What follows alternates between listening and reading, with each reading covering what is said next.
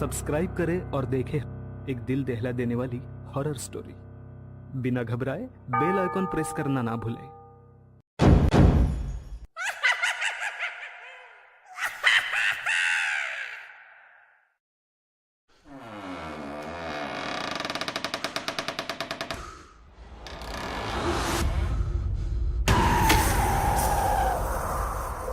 इस कहानी के लेखक है ज्ञान तिवारी। इंसान अक्सर अपनी भागदौड़ भरी जिंदगी से थोड़ा वक्त चुराकर खुद अपने लिए कहीं जीने के लिए चल देता है। अक्सर लोग किसी हिल स्टेशन को ही अपनी पहली पसंद में लाते हैं, जहां वो अपने परिवार के साथ जाए और सुकून के कुछ पल बिताए। बस एक अकेले शशांक को लग रहा था कि वो अपने काम की जगह से निकला तो दूसरे काम की जगह पर आ गया, पर कभी कभी दूसरी जगह उसके लिए मुसीबत भी बन सकती है। शशांक पेशे से एक पावर प्लांट इंजीनियर था, जिसका तबादला शिमला के एनटीपीसी गेस्ट हाउस में कर दिया गया था और शशांक अब अपने पूरे परिवार के साथ उसी गेस्ट हाउस में शिफ्ट होने के लिए जा रहा था। गाड़ी घनी वादियों से होते हुए एक सुनसान रास्ते पर रुक जाती है। क्या हुआ शशांक?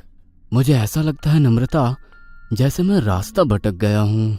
शशांक अपने फोन का जीपीएस ऑन करता है, पर नेटवर्क ना होने की वजह से जीपीएस काम नहीं करता।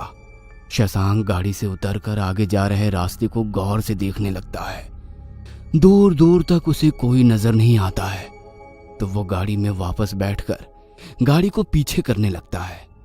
जब शशांक गाड़ी पीछे कर रहा होता है तो साइड मिरर से उसे एक बूढ़ा आदमी आगे की ओर आता हुआ दिखाई देता है। शशांक गाड़ी का शीशा खोलकर उसे रोकने का इशारा करता है। वो आदमी उनकी गाड़ी के पास आकर रुकता है। क्या हुआ बाबूजी, मुझे रोकने की कोई खास वजह? नम्रता उस आदमी को बड़े गौर से देखती है और फिर वो अपने बेटे आद्विक को अपने पास खींच लेती है। देखिए, मुझे लगता है कि हम रास्ता भटक गए हैं। रास्ता भटक गए हैं? कहाँ जाना था आपको? NTPC guest house. NTPC guest house, ये नाम सुनते ही उस बूढ़े आदमी के कान खड़े हो जाते हैं। उसे ऐसा लगता है जैसे मानो किसी ने उसके कानों में बिजली का जोर से झटका दिया हो। क्या आपको मालूम है उस जगह का रास्ता बाबा? शशांक के सवाल पर वो वापस होश में आ जाता है और उससे जिज्ञासावश पूछ बैठता है, पर आपको वहां क्यों जाना है? वहां तो सदियों से कोई नहीं गया। शशांक उसे बताता है कि उसकी पोस्टिंग करी गई है और शाम भी होने वाली है, इसीलिए उसे वहां जल्दी पहुंचना है। वो बूढ़ा आदमी पहले तो शशांक को वहां जाने से रोकता है, पर शशांक उसे फिर से जोर से डांटने लग जाता है। अंदर बैठी नम्रता को अजीब सा डर लगना शुरू हो जाता है कि तभी वो उस बूढ़े आदमी के मुंह से कुछ अजीब सुनती है, जो उसे सदमे की तरह लगता है। उस घर में डायन का डेरा है बेटा, तू समझ जा मेरी बात, वरना इंसान अगर रोने के बाद पछतावा करे तो उसका रोना व्यर्थ होता है। शशांक ने उस बूढ़े आदमी की ओर गुस्से से देखा और उस पर चिल्लाने लगा, ए, तू पागल है क्या? हाँ, एक तो हम दिन भर के थके हैं, ऊपर से तू हमें और मत पका। बंद कर अपनी ये चुड़ैल डायन की कहानी। शशांक वापस गाड़ी में आकर बैठ गया और तेजी से गाड़ी का दरवाजा बंद कर दिया कि इतने में वो बूढ़ा आदमी नम्रता की ओर आया और बच्चे की तरफ इशारा करके कहने लगा, इस बच्चे की खातिर वहां मत जा बेटा, ये मासूम बलि चढ़ जाएगा। वहां एक औरत थी जो अपना ही बच्चा मार कर खा गई, तब से वहां खौफ का घेरा है। ये सब सुनकर नम्रता के चेहरे की हवाइयां उड़ने लगी। वो आदमी आगे बताने लगा, उस औरत की भूख आज तक नहीं मिटी है बेटा। जब भी कोई मासूम जान आती है तो वो वापस आ जाती है। नम्रता ने आद्विक को सीने से दबा लिया कि शशांक इतने में वहां से गाड़ी बढ़ाकर चल दिया। नम्रता खौफ में बैठी थी।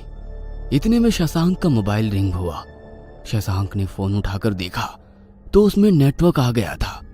जीपीएस की लोकेशन ने बताया कि गेस्ट हाउस सीधे जाकर ऊपर पहाड़ी में बना है। क्या हमें वहां जाना चाहिए शशांक? तुम बेकार में डर रही हो नम्रता, उसकी बातें काल्पनिक है। अरे इन लोगों का धंधा होता है। नम्रता के चेहरे पर डर था। वो ये नहीं समझ पा रही थी कि उसे वहां आद्विक के साथ जाना चाहिए या नहीं। कहीं उस बूढ़े आदमी की बातों में सच्चाई तो नहीं थी। नम्रता इन्हीं सब बातों में उलझी हुई थी कि अचानक गाड़ी के ब्रेक्स लगे। नम्रता ने मुड़कर देखा तो वो गेस्ट हाउस आ चुका था। शाम के 5 बजे थे। पहाड़ी में बना ये गेस्ट हाउस काफी आकर्षित कर देने वाला था। शीशों के साथ दरवाजे भी कांच के थे। हवा का बहाव चारों तरफ आ रहा था, ऐसी कि बहती हुई हवा की साएं साफ साफ सुनाई दे रही थी। उस गेस्ट हाउस में एक ड्राइंग रूम और 2 बड़े बड़े कमरे थे, और उसी गेस्ट हाउस के पीछे पहाड़ी में पड़े थे कुछ नरकंकाल। नम्रता ने गेस्ट हाउस को गौर से देखा कि इतने में शशांक पीछे से एक भारी सूटकेस लेकर आया और उसे रखकर अपनी जेब से चाबी निकाली और गेस्ट हाउस का दरवाजा खोला। जैसे ही दरवाजा खोला, सामने बने शीशों पे अजब सी चमक पड़ी। नम्रता की गोद में आद्विक सो गया था। नम्रता धीरे धीरे अंदर आई और आते ही आद्विक को अंदर कमरे में लिटा दिया। नम्रता बाहर आई तो उसने देखा कि शशांक ने उस भारी से सूटकेस को साइड वाली दीवार पर टेक लगा दिया था। वह उसके पास आई और बोली, हमने यहाँ आकर ठीक तो किया ना शशांक? तुम अभी तक उस बूढ़े की बात दिल से लगाकर बैठी हो क्या नम्रता? अरे कल से मेरी यहाँ ज्वाइनिंग है, एक नई पोस्ट है, तुम्हें जहाँ मेरे लिए खुश होना चाहिए तुम वहाँ उदास सा चेहरा लेकर मेरे सामने हो। ऐसी बात नहीं है शशांक, बस आद्विक की फिक्र है। उससे कुछ नहीं होगा, उसकी माँ जो उसके साथ है। इतना कहकर शशांक ने नम्रता को प्यार से गले लगा लिया और फिर दोनों ने मुड़कर सोते हुए आद्विक को देखा। उसे प्यारी नींद लेते देख दोनों मुस्कुराए और अंदर चल दिए। वह लोग भी काफी थके थे, तो लेटते ही कब उन्हें नींद आ गई उन्हें पता ही नहीं चला। शाम के 8 बज रहे थे। शशांक, नम्रता और आद्विक शिमला के मशहूर रोड पर घूमने निकले। शाम होते ही शिमला का माल रोड ऐसा सजा होता है जैसे दुनिया भर की सारी रंगीनियत वहां समा गई हो। दुकानों पर लगी जगमगाती लाइट्स, पहाड़ों पर से बरसती रोशनी, चारों तरफ एक खुशनुमा सा माहौल। घूमते घूमते आद्विक की नजर एक टॉय शॉप पे जाती है और उसे देखते ही वो खुशी से झूम उठता है और पापा पापा चिल्लाने लगता है।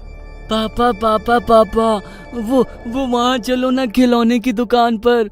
शशांक थकान में हाँ कर देता है और वो लोग वहां से चल पड़ते हैं। दुकान में तरह तरह के खिलौने देखकर आद्विक बहुत खुश हो जाता है और वो चारों तरफ घूमकर देखने लग जाता है कि तभी उसकी नजर एक बड़े से एरोप्लेन पर जा टिकती है और वो उसे देखता ही रह जाता है।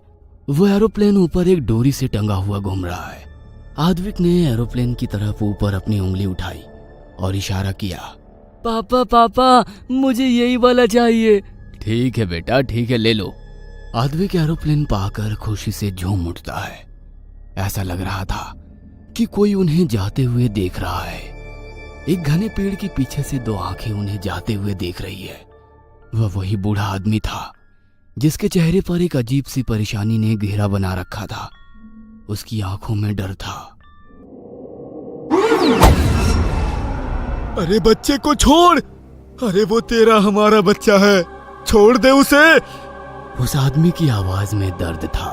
तू चला जा यहाँ से, मुझे अभी भूख लगी है और मैं ये बच्चा खाऊंगी। उसने जोर से अपने 11 साल के बच्चे के सर को अपने दोनों हाथों के बीच दबा लिया। अरे अरे तू पागल हो गई है क्या? कोई भला अपने बच्चे के साथ ऐसा करता है क्या? हा? अरे थोड़ा तो रहम खा, क्या हो गया है तुझे? तू माँ है इसकी। माँ, माँ मुझे छोड़ दो माँ, डर लग रहा है। उस औरत ने नीचे देखा। सुर्ख सफेद आंखें, होठ से नुकीले दांत बाहर आने लगे। ए, डरता क्यों है? थोड़ी देर की तो बात है, जब मेरी भूख शांत हो जाएगी तो मैं तेरी माँ को छोड़कर चली जाऊंगी, पर तब मैं तुझे नहीं छोड़ने वाली।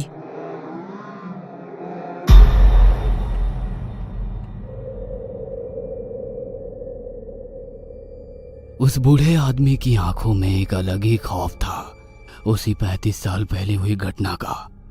उसके मन में एक अलग ही बात चल रही थी कि कहीं गेस्ट हाउस के पीछे बनी पहाड़ी पर पड़े नरकंकालों को सूंघकर वो वापस आ जाए और कहीं फिर से एक माँ अपने बेटे का शिकार ना कर ले। कहीं वो डायन हवा में उड़कर वापस उन नरकंकालों का भोग करने आई और उसने इस परिवार को देख लिया तो अनर्थ हो जाएगा। यह सब सोच के उसकी रूह सिहर उठी। नम्रता उठकर आद्विक को ढूंढते हुए कमरे से बाहर आई और मेन हॉल में देखा। उससे वो दंग रह गई। उसके सामने एक काली परछाई दीवार से टेक लगाकर घुटनों के बल बैठी थी। वो लगातार अपने दांत किटकिटाए जा रही थी। पास की खिड़की खुली थी जिससे पीछे पड़े हुए नर कंकालों की बदबू उड़कर अंदर की ओर आ रही थी। तभी नम्रता की नजर अचानक ऊपर गई। एरोप्लेन वाला खिलौना ऊपर हवा में लटका हुआ है बिना किसी सहारे के। आद्विक एक तरफ डरा हुआ खड़ा है। वह डायन उठी और नम्रता की तरफ चीख पड़ी। सुर्ख सफेद आंखें, सूखा हुआ शरीर जिस पर काफी गंदगी है। उसका पूरा शरीर बदबू मार रहा है। नुकीले दांतों से अपनी जीभ को रगड़ते हुए वह आद्विक को देख रही थी। आद्विक के पास आते आते वह अचानक नम्रता की तरफ मुड़ी और उसे घूरने लगी। नम्रता की चीख शशांक के कानों में पड़ी तो उसने हड़बड़ी में बिस्तर छोड़ा और बाहर आया। शशांक घबराया हुआ बाहर आया। उसकी आंखों के सामने जो नजारा था वो डरा देने वाला था। सामने नम्रता खड़ी थी खुले बालों के साथ। उसकी आंखें सुर्ख सफेद थी, होठों से लार टपक रही थी और उसकी जीभ उसके नुकीले दांतों के बीच रगड़ रही थी। शशांक घबराया हुआ बोला, आद्विक! आद्विक उस डायन की पकड़ में था। वो रो रहा था मां मां करके।